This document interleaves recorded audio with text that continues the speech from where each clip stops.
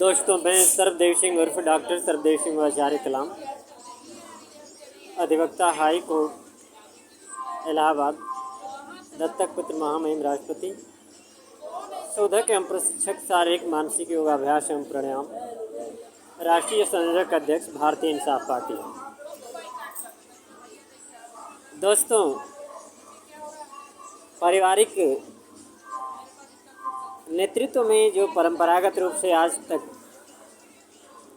कई पार्टियों का वजूद राष्ट्र में रहा है, आज उन्हीं पार्टियों ने किराएदारी करके कुछ वक्ताओं को खरीद लिया है, जिनमें कि ये हुनर है कि किसी बात को ऐसे ढंग से जॉर्ज गोबल के रूप में, जॉर्ज गोबल के विचारधारा पे रखिए, जिससे कि श्रोता उन विचारों को स्वीकार कर लें।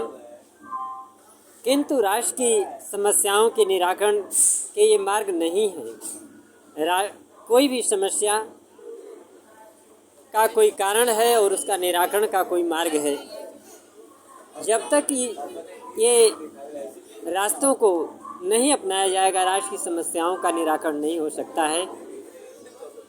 आज उसी किराएदारी के रूप में अवतरित एक पार्टी विशेष के व्यक्ति राष्ट्र को प्रबुद्ध बनाने की बात कह रहे हैं। ये प्रश्न है कि राष्ट्र के प्रबुद्धों के मार्ग में स्वतंत्रता के बाद जो सबसे अड़ंगे रोडे डालने की नीति अपनाई, तो किसने अपनाया? आज लाखों कम से कम प्रबुद्ध अपने सर्वाइवल के लिए, अपने जो नौजवानी की जो स्वर्णिम काल होता है, उस तपस्या से प्राप्त बुद्धि के क्षति के लिए कोई जिम्मेदार है तो ये पार्टियां हैं।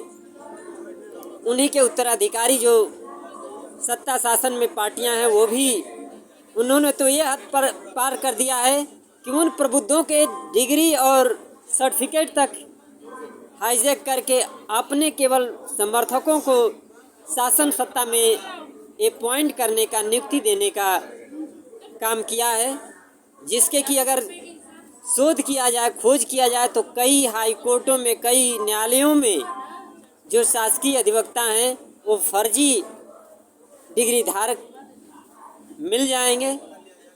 तो दोस्तों, सबसे पहला अगर प्रबुद्ध भारत के निर्माण का कोई मार्ग है तो बुद्धिजीवियों की सुरक्षा को सुनिश्चित करना पहला मार्ग है।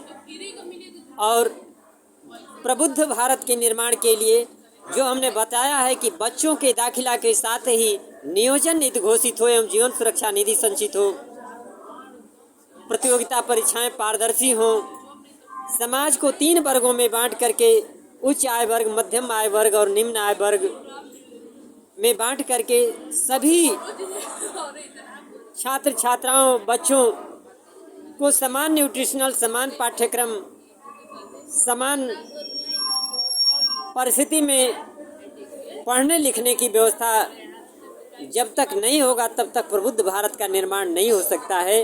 वर्तमान स्थिति में कम से कम नहीं, दसियों प्रकार के हमारे शिक्षा संस्थाएं संचालित हो रही हैं, कहीं सरकारी तो कहीं व्यक्तिगत।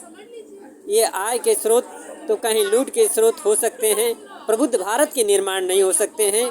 ये शासन सत्ता में मौजूद लोग और विपक्ष में मौजूद लोग इसके लिए जिम्मेदार हैं, जो कि प्रबुद्ध भारत बनाने के बजाय बुद्धिहीन भारत बनाने में लगे हुए हैं। तो बुद्धिजीवियों का सुरक्षा को सुनिश्चित करना पहला उद्देश्य होगा और दाखिला के साथ ही बच्चों के पठन पाठन के समान अवसर उपलब्ध हो सके, इसके लिए प्रयास करना प्रथम प्रयास होगा। तब प्रबुद्ध भारत बन सकता है। पोल का पुल बातों को करने से प्रबुद्ध भारत नहीं बन सकता है।